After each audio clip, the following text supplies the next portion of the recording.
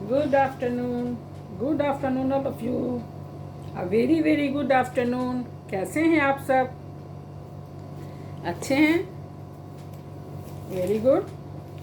बेटा, इस क्लास के अलावा आप लोग की क्या दिनचर्या रहती है? अच्छा, पेंटिंग भी करते हैं. Very good. टाइपिंग सीखते हैं. वाह, वेरी गुड, वेल डन. तो बेटा आइए, आज हम लोग अस्मत्, युष्मत् और सर्व इन शब्द रूपों पर चर्चा करेंगे. तो अस्मत् मीन्स मैं, इसका रूप अहं. युष्मत् का क्या अर्थ हुआ? तुम. और सर्व का सभी. तो बेटा ये अस्मत्, युष्मत् और सर्व, ये जो शब्द रूप है ये सर्वनाम शब्द रूप हैं. ऐसे ज़्यादातर जो शब्द रूप संज्ञा होते हैं, लेकिन कुछ शब्द रूप सर्वनाम भी हैं. तो बेटा संज्ञा किसे कहते हैं? पहले बताइए मुझे, संज्ञा किसे कहते हैं? संज्ञा की परिभाषा क्या है? बोलिए. हाँ, वेरी गुड.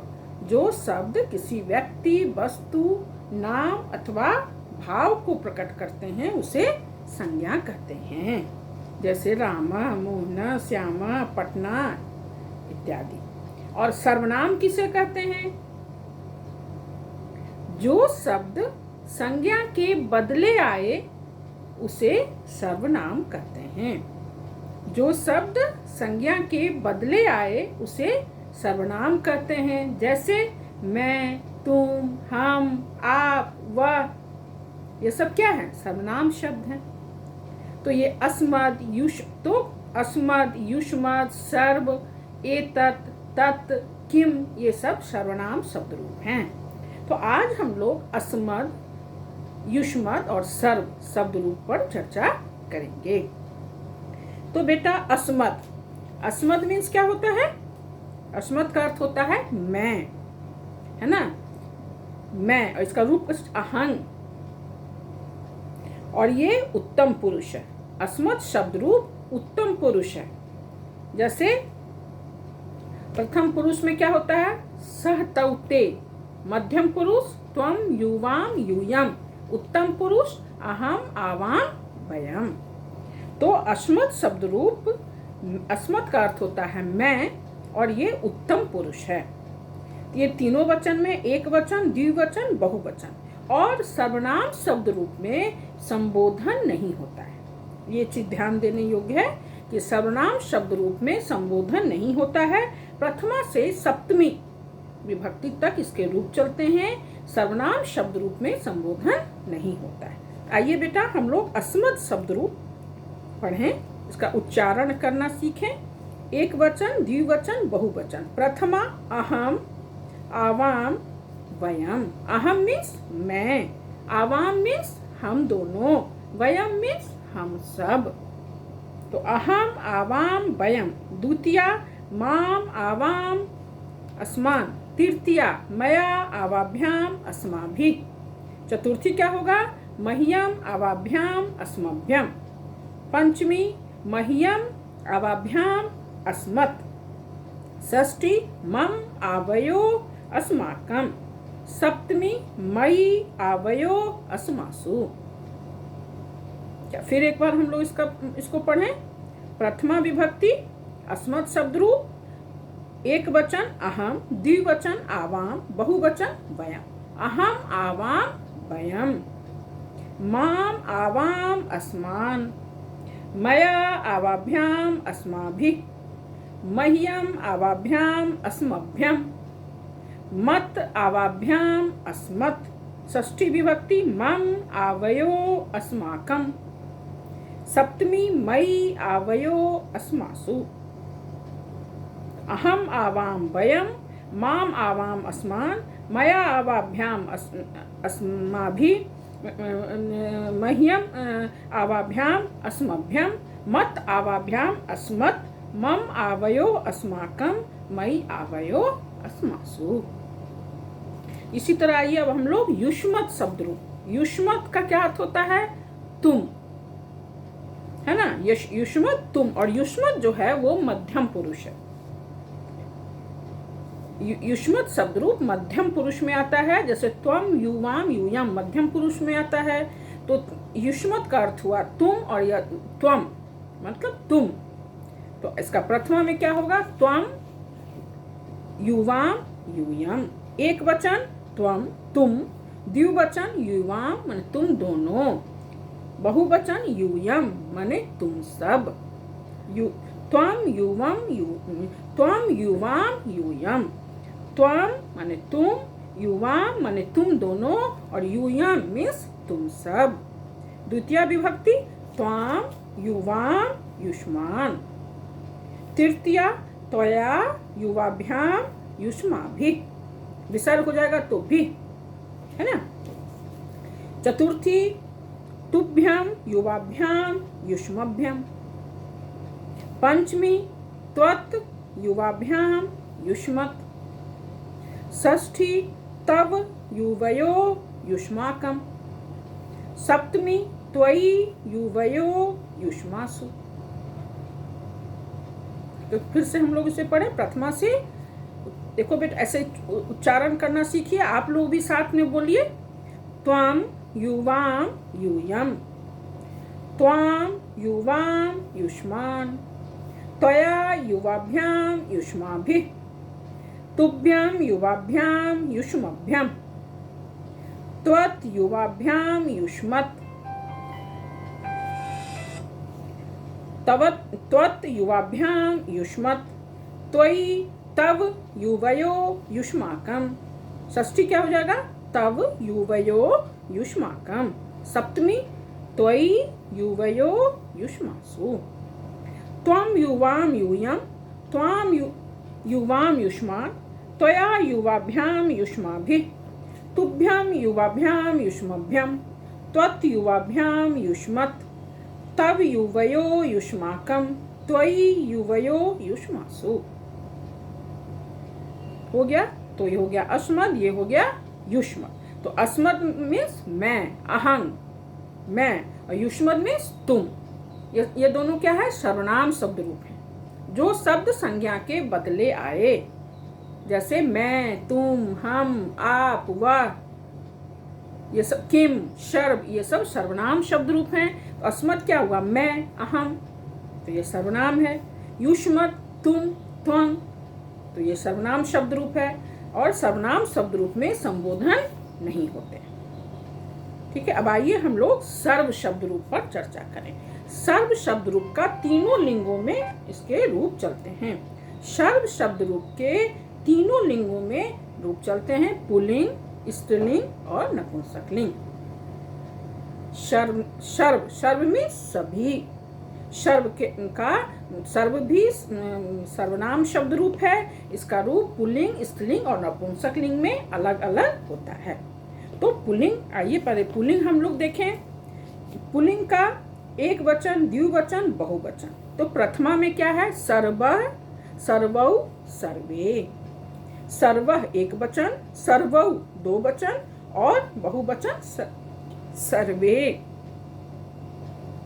द्वितीया सर्वम, सर्वौ, सर्वान्। तृतीया सर्वेन, सर्वाभ्याम, सर्वैः। चतुर्थी सर्वस्मै, सर्वाभ्याम, सर्वेभ्यः। पंचमी सर्वस्मात्, सर्वाभ्याम, सर्वेभ्यः। षष्ठी सर्वस्य, सर्वयो, सर्वेषां। सर्वस्य, सर्वयो, सर्वेषां। सप्तमी सर्वस्मिन्, सर्वयो, सर्वेषु। ठीक है बेटा, अब एक बार पुनः हम इसका उच्चारण करें, आप भी साथ साथ बोलिए। सर्व शब्द पुल्लिंग शब्द, पुल्लिंग में एक वचन, द्विवचन, बहुवचन। प्रथमा सर्वः, सर्वौ, सर्वे। सर्वं, सर्वौ, सर्वान्। सर्वेन, सर्वाभ्याम, सर्वैः।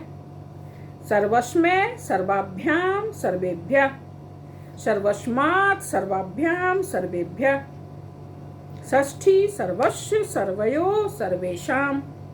और सप्तमी सर्वस्मिन्, सर्वयो, सर्वेषु। ये पुल्लिंग हो गया। अब आइए अब हम लोग स्त्रीलिंग, सर्व शब्द रूप का स्त्रीलिंग देखें। ठीक है, तो सर्व का स्त्रीलिंग सर्वा, जैसे हम लोग सह तौते, और स्त्रीलिंग में क्या होता है ता ते ता। उसी प्रकार सर्वः सर्वौ सर्वे, और स्त्रीलिंग में सर्वा सर्वे सर्वा। तो आइए स्त्रीलिंग देखें, एक वचन, द्विवचन, बहुवचन। प्रथमा में सर्वा सर्वे सर्वा, द्वितीया सर्वां सर्वे सर्वा, तृतीया सर्वया सर्वाभ्याम सर्वाभि, चतुर्थी सर्वस्मै सर्वाभ्याम सर्वाभ्यः, पंचमी सर्वस्याः सर्वाभ्याम सर्वाभ्यः, षष्ठी सर्वस्याः सर्वयोः सर्वासाम्, सप्तमी सर्वस्याम सर्वयोः सर्वासु। पुल्लिंग में क्या था सप्तमी में सर्वेषु, और स्त्रीलिंग में हो गया सर्वासु। फिर से एक बार हम लोग पढ़ें, सर्वा प्रथमा सर्वा स्त्रीलिंग, सर्व का देखें हम लोग, प्रथमा सर्वा सर्वे सर्वा, सर्वाम सर्वे सर्वा, सर्वया सर्वाभ्याम सर्वाभि, चतुर्थी सर्वस्यै सर्वाभ्याम सर्वाभि सर्वाभ्य, चतुर्थी क्या हो गया सर्वस्यै सर्वाभ्याम सर्वाभ्य, पंचमी सर्वस्याः सर्वाभ्याम सर्वाभ्य, षष्ठी सर्वस्याः सर्वयोः सर्वासाम, सर्वयोः विसर्ग लगा तो सर्वयोः सर्वासाम, सप्तमी सर्वस्याम सर्वयोः सर्वासु। और बेटा नपुंसक लिंग, तो नपुंसक लिंग में कैसे फल का कैसे चलता है, फल का नपुंसक लिंग क्या होता है, कोई बोलिए। फल का नपुंसक लिंग जो होता है कैसे होता है, फल नपुंसक लिंग होता है ना, तो उसका रूप कैसे चलता है, सिर्फ प्रथमा द्वितीय अलग होता है ना, फलम फले फलानी, फलम फले फलानी, और तृतीया से अकारांत पुल्लिंग के अनुसार उसका रूप चलता है, जैसे बालक, राम, गज। अकारांत जितने भी पुल्लिंग शब्द हैं उन्हीं के तृतीया से फल शब्द रूप का भी तृतीया से अकारांत पुल्लिंग के अनुसार चलेगा। सिर्फ प्रथमा द्वितीया में उसका रूप अलग चलता है, फलम फले फलानी, फलम फले फलानी, और तृतीया से अकारांत पुल्लिंग के अनुसार चलेगा, जैसे फलेन फलाभ्याम फलः, फलः फलाभ्याम फलेभ्यः। तो उसी तरह सर्व का भी नपुंसक लिंग में सिर्फ प्रथमा और द्वितीया अलग, उसके रूप अलग चलेंगे, और तृतीया से सर्व पुल्लिंग के अनुसार इसका रूप चलेगा। सर्व नपुंसक लिंग का रूप प्रथमा द्वितीया सर्वम सर्वे सर्वाणी, प्रथमा में, द्वितीया में भी सर्वम सर्वे सर्वाणी, सर्वम सर्वे सर्वाणी, सर्वम सर्वे सर्वाणी, और तृतीया से सर्व पुल्लिंग के अनुसार इसका रूप चलेगा। जैसे तृतीया पुल्लिंग का क्या है, सर्व, तो नपुंसक लिंग में भी तृतीया से सर्व के पुल्लिंग के अनुसार, तृतीया से लेकर सप्तमी तक सर्व के पुल्लिंग के अनुसार इसका रूप चलेगा। सिर्फ प्रथमा द्वितीया इसका अंतर रहेगा, सर्वम सर्वे सर्वाणी, सर्वम सर्वे सर्वाणी, और तृतीया से सर्व के पुल्लिंग के अनुसार इसका रूप चलेगा, सर्वेन सर्वाभ्याम सर्वे, सर्वस्मै सर्वाभ्याम सर्वेभ्यः, सर्वस्मात् सर्वाभ्याम सर्वेभ्यः, सर्वस्य सर्वयो सर्वेषाम, सर्वस्मिन् सर्वयो सर्वेषु। तो यहाँ हम लोगों ने क्या देखा, सर्व का तीनों लिंगों में रूप चलता है, पुल्लिंग, स्त्रीलिंग और नपुंसक लिंग। तो पुल्लिंग और स्त्रीलिंग पढ़ने के बाद नपुंसक लिंग में सिर्फ प्रथमा द्वितीया में सर्व का सर्वम सर्वे सर्वाणी, सर्वम सर्वे सर्वाणी, और तृतीया से कैसे रूप चलेगा, हाँ पुल्लिंग, सर्व के पुल्लिंग का जैसा रूप चलता है तृतीया से सप्तमी तक, तो नपुंसक लिंग में भी तृतीया से सप्तमी तक सर्व का उसी अनुसार रूप चलेगा। पुल्लिंग के जैसा रूप चलता है वैसा ही नपुंसक लिंग में भी तृतीया से सप्तमी तक वैसे ही रूप चलेंगे। सिर्फ प्रथमा द्वितीया में सर्वम सर्वे सर्वाणी, सर्वम सर्वे सर्वाणी। ठीक है बेटा, तो यहाँ हम लोगों ने आज सर्वनाम शब्द रूप में क्या सब पढ़ा, अस्मद, युष्मद और सर। अस्मद का क्या अर्थ होता है, मैं, अहम, है ना, और अस्मद क्या है, उत्तम पुरुष है। उसके बाद हम लोगों ने क्या पढ़ा, युष्मद। युष्मद मीन्स तुम, त्वम, ये क्या है, मध्यम पुरुष। उसके बाद हम लोगों ने सर्व शब्द रूप। सर्व शब्द रूप का रूप तीनों लिंगों में चलता है। हम लोग को तीनों लिंगों में सर्व शब्द रूप का पढ़ना है, पुल्लिंग, स्त्रीलिंग और नपुंसक लिंग। तो नपुंसक हम लोगों ने तीनों को पढ़ा, तो क्या देखा हम लोगों ने, पुल्लिंग का रूप पढ़ा, स्त्रीलिंग का, और नपुंसक लिंग में सिर्फ प्रथमा द्वितीया, इसका सर्वम सर्वे सर्वाणी, सर्वम सर्वे सर्वाणी, और तृतीया से सर्व के पुल्लिंग के अनुसार ही इसका रूप नपुंसक लिंग में भी चलेगा। तो बेटा मैं ये ऐसे आप लोग पेज नंबर, अच्छा ये इसका पेज, संस्कृत सहचर का पेज नंबर 46 एंड 47।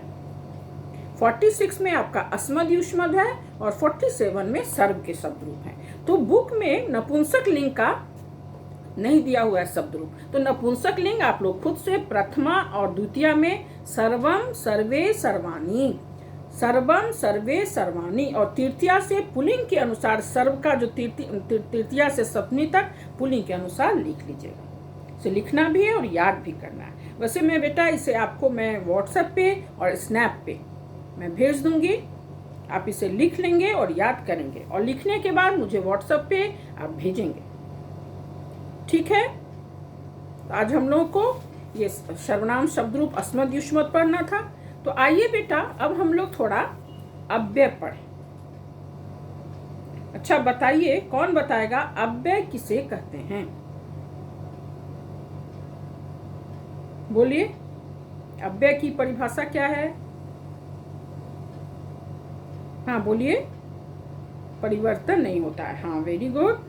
अव्यय देखिए मैं बताती हूँ, अव्यय अविकारी शब्द हैं।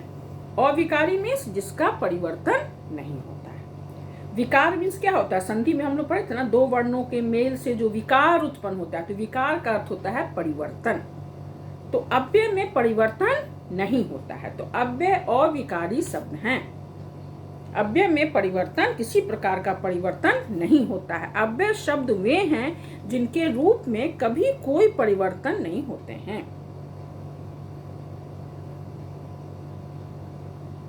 अव्यय वे शब्द हैं जिनका किसी भी काल, विभक्ति, लिंग, वचन में किसी प्रकार का कोई परिवर्तन नहीं होता है।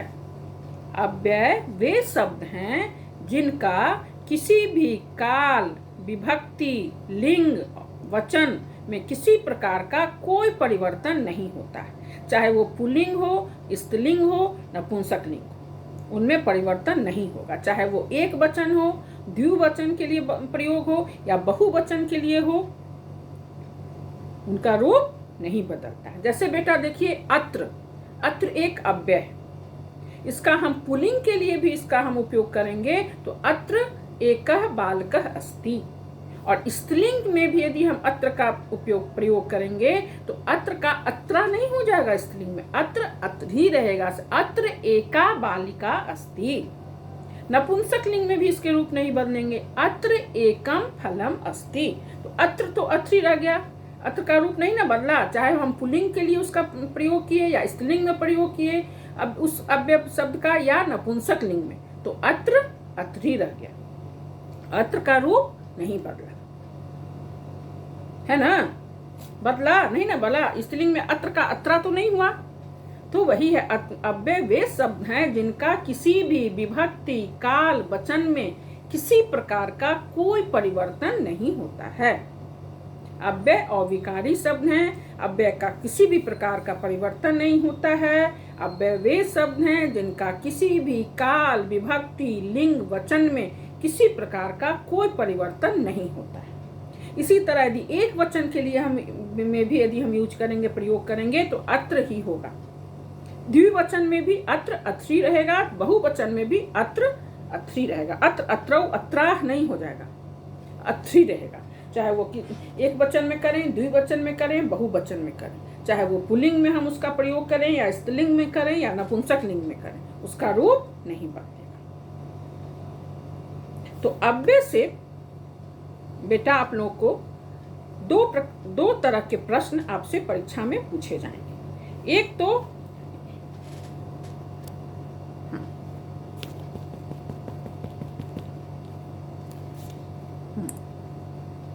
एक तो रहेगा कि दिए गए वाक्यों से अव्यय शब्द अलग करें। एक प्रश्न ऐसे पूछे जाते हैं कि दिए गए वाक्यों से अव्यय शब्द अलग करें। और दूसरा, जो कुछ प्रमुख अव्यय दिए रहेंगे, दिए गए अव्यय शब्दों से वाक्य का निर्माण करें। दिए गए अव्यय शब्दों से वाक्य का निर्माण करें। तो जैसे मान लो एक सेंटेंस दिया रहेगा, बुद्धि एव अस्माकं बलम, इससे अव्यय शब्द अलग कर, अव्यय पद अलग करें। इसमें अव्यय कौन है? एव। Very good. एव का क्या अर्थ होता है? ही। एव अव्यय है ना। तो बुद्धि एव अस्माकं बलम सह इतस्ततः भ्रमति, दिए गए वाक्यों से अव्यय पद अलग करें। तो पहला वाक्य में क्या हुआ? बुद्धि एव अस्माकं बलम, तो इसमें कौन सा अव्यय हुआ? एव। और दूसरा है सह इतस्ततः भ्रमति, इतस्ततः भी अव्यय है। तो दूसरे वाक्य में कौन सा अव्यय हो गया? इतस्ततः, है ना। भूयो भया वृष्टि भवति, बार बार वर्षा होती है। भूयो भया भी अव्यय पद है। तो भूयो भया आप अंडरलाइन कर दीजिएगा, और अव्यय पद भूयो भया। तो पहला वाक्य में क्या हो गया? अव्यय पद एव, दूसरे में इतस्ततः, तीसरे में भूयो भया। तो एक प्रश्न तो ऐसे पूछे जाएंगे, दिए गए वाक्यों से अव्यय पद अलग करें। और दूसरा रहेगा, दिए गए वाक्य अव्यय पदों से वाक्य का निर्माण करें। जैसे कुछ प्रमुख अव्यय पद क्या हैं? अत्र, तत्र, कुत्र, यत्र, यदा, कदा, तदा, अपि, च, हय, स्व, अलम, अधुना, चौ। चौ क्या? चौ मीन्स और, चौ भी अव्यय है। इतस्ततः, ऊपरी, नीचे, ये सब प्रमुख अव्यय शब्द हैं। नूनम, नूनम मीन्स अवश्य, वह अवश्य आएगा। सह नूनम आगमिष्यति, वह अवश्य आएगा। नूनम भी अव्यय शब्द है। तो कुछ प्रमुख अव्यय पद हैं, जैसे अत्र। अत्र से एक वाक्य बनाइए।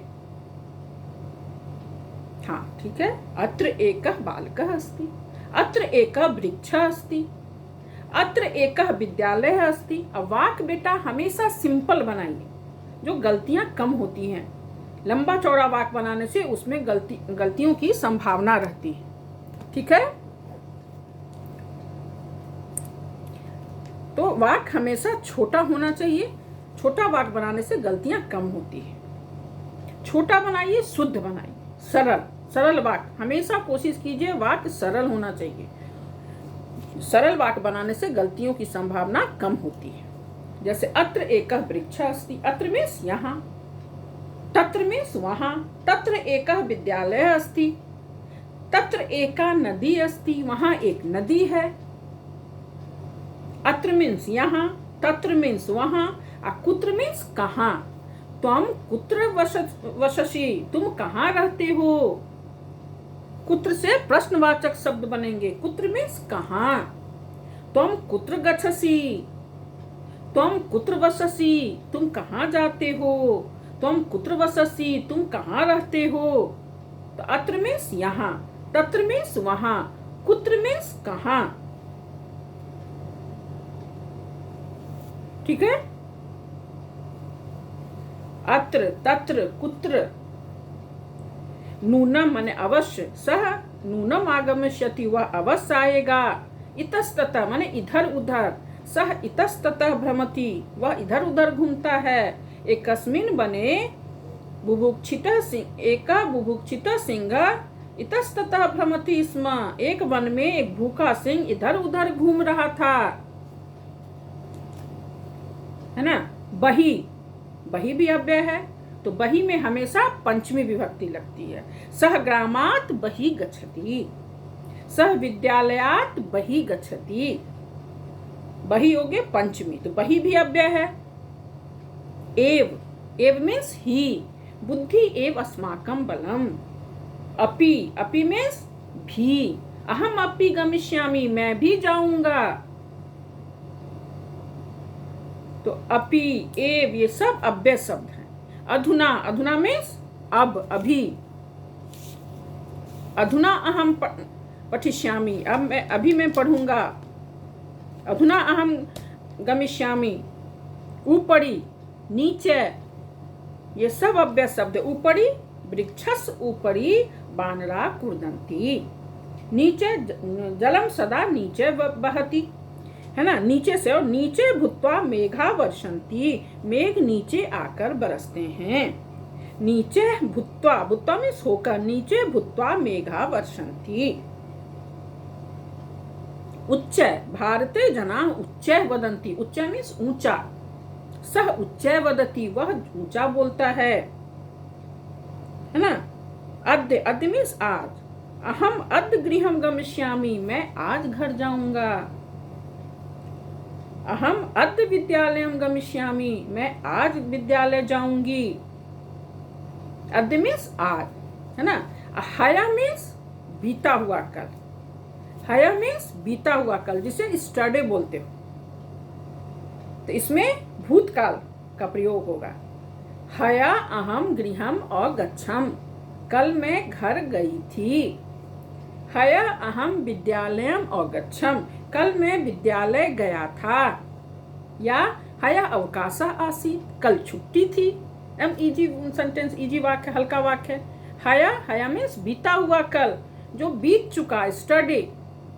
हया अवकाशः आसीत्। स्वः, स्वः मीन्स आने वाला कल। स्व मीन्स क्या होगा? आने वाला कल, टुमारो। तो स्व अहम गृहम गमिष्यामि, कल मैं घर जाऊंगा। इसमें भविष्यत काल का वाक्य बनेगा। स्व अहम गृहम गमिष्यामि, कल मैं घर जाऊंगा। स्व अहम विद्यालयम गमिष्यामि, कल मैं विद्यालय जाऊंगी। या स्व अवकाशः अस्ति, कल छुट्टी है। स्व अवकाशः भविष्यति, कल छुट्टी होगी। हया मीन्स बीता हुआ कल, जिसको स्टरडे बोलते हो इंग्लिश में। याद रखने के लिए याद रखो कि हया मीन्स बीता हुआ कल, स्टरडे। और स्व मीन्स आने वाला कल, टुमारो। स्व अवकाशः अस्ति, स्व अहम गृहम गमिष्यामि। तो हया में भूतकाल का प्रयोग होगा और स्व में भविष्यत काल का ज्यादातर। वैसे स्व अवकाशः अस्ति भी लिख सकते हो, गलत नहीं है। कल छुट्टी है या कल छुट्टी होगी, स्व अवकाशः भविष्यति। तो ये सब कुछ प्रमुख अव्यय हैं। अत्र, तत्, यदा, यदा मीन्स जब। तदा, तदा मीन्स तब। कदा, कदा मीन्स कब। तो यदा, यदा से एक वाक्य बनाओ, तो यदा का जब भी वाक्य बनाएंगे उसमें तदा का भी प्रयोग होगा। जैसे यदा अहम पठामि, जब मैं पढ़ता हूं। तदा त्वम क्रीडसी, जब मैं पढ़ता हूं तब तुम खेलते हो। दोनों, यदा और तदा दोनों से ही वाक्य बन गया। यदा अहम गमिष्यामि तदा त्वम, जब मैं जाऊंगा तब तुम आओगे। तदा त्वम आगमिष्यसि। यदा माने जब, तदा मीन्स तब, और कदा मीन्स कब। तो कदा से हमेशा प्रश्नवाचक वाक्य बनेंगे। तुम कदा पठसी, तुम कब पढ़ते हो। तुम कदा खादसी, तुम कब खाते हो। यदा, तदा, कदा। यदा मीन्स जब, तदा मीन्स तब, कदा मीन्स कब। ये सब प्रमुख अव्यय हैं। हया मीन्स बीता हुआ कल। स्व, स्व मीन्स आने वाला कल। अत्र मीन्स यहाँ, तत्र मीन्स वहाँ, कुत्र मीन्स कहाँ। ये सब अव्यय हैं। अपि, अपि मीन्स भी। अहम अपि पठामि, मैं भी पढ़ती हूँ। अहम अपि पठिष्यामि, मैं भी पढ़ूंगी। एव मीन्स ही। बुद्धि एव अस्माकं बलम, बुद्धि ही हमारा वास्तविक बल है। इसी तरह अधुना, पुरा, पुरा मीन्स प्राचीन। नूनम मीन्स अवश्य। नूनम मीन्स अवश्य। नूनम से एक वाक्य बनाइए। नीचे, नूनम, एकदा, अन्य, प्रातः, ये सब प्रमुख अव्यय शब्द हैं, है ना। उच्च, उच्च मीन्स ऊंचा। अब परशव, परशव मीन्स परसों, परसव स गृहम गमिष्यति, परसों वह घर जाएगा। कुतः मीन्स कहाँ, सर्वतः मीन्स सभी जगह, सब ओर जंगल, सर्वतः वनमस्ति, सभी ओर जंगल है। उभयतः, परितः, सर्वतः सब अव्यय शब्द हैं। इतस्ततः, निक्षा, निक्षा मीन्स नजदीक, तो ग्रामम निक्षा, निक्षा एक सरोवर अस्ति, गांव के निकट एक नदी है। बही, बही भी अव्यय है। सग्रामात बही गच्छति। तो इस तरह से हम लोगों ने कुछ प्रमुख अव्ययों पर चर्चा की। तो अव्यय से आपको दो तरह के प्रश्न पूछे जाएंगे। एक तो वाक्य, दिए गए वाक्यों से अव्यय पद अलग करें, या दिए गए अव्यय पदों से वाक्य का निर्माण करें। ठीक है बेटा, मैं कुछ प्रमुख अव्यय शब्द आपको व्हाट्सएप पे, स्नैप पे भेज दूंगी, उससे वाक्य बना के आप मुझे भेजेंगे। और अस्मद, युष्मद और सर्व, ये तीनों शब्द रूप लिख कर मुझे दिखाएंगे। ये अस्मद, युष्मद और सर्व कौन सा शब्द रूप है? सर्वनाम शब्द रूप है ना। जो शब्द संज्ञा के बदले आए उसे सर्वनाम कहते हैं। जैसे मैं, तुम, हम, आप, वह, तो अस्मद और युष्मद ये सब सर्वनाम शब्द रूप है। तो अस्मद मीन्स मैं, अहं, युष्मद मीन्स तुम, त्वं, और सर्व मीन्स सभी। तो सर्व शब्द रूप का तीनों लिंगों में रूप चलता है, स्त्रीलिंग, पुल्लिंग, नपुंसक लिंग। तो नपुंसक लिंग में सिर्फ प्रथमा द्वितीया उसका अलग होगा, सर्वम सर्वे सर्वाणी, सर्वम सर्वे सर्वाणी, और तृतीया से सर्व के पुल्लिंग के अनुसार ही उसका रूप चलता है, जैसे फल का चलता है। ठीक है बेटा, तो आज हम लोगों ने अस्मद, युष्मद और सर्व शब्द रूप पढ़ा और अव्यय पढ़े। तो आप सभी, मैं आपको सब व्हाट्सएप पे भेज दूंगी। और अव्यय जो है संस्कृत सहचर के पेज नंबर 129, 30, 31, 128 से लेकर 32 तक आप देखिएगा, 33 तक। ठीक है, और इसी प्रकार अस्मद, युष्मद, सर्वरूप मैंने बोल दिया था, पेज नंबर 46 एंड 47। वैसे मैं आपको स्नैप पे भी भेज दूंगी, व्हाट्सएप पे भी भेज दूंगी। ठीक है बेटा, ठीक है, चलिए बाय।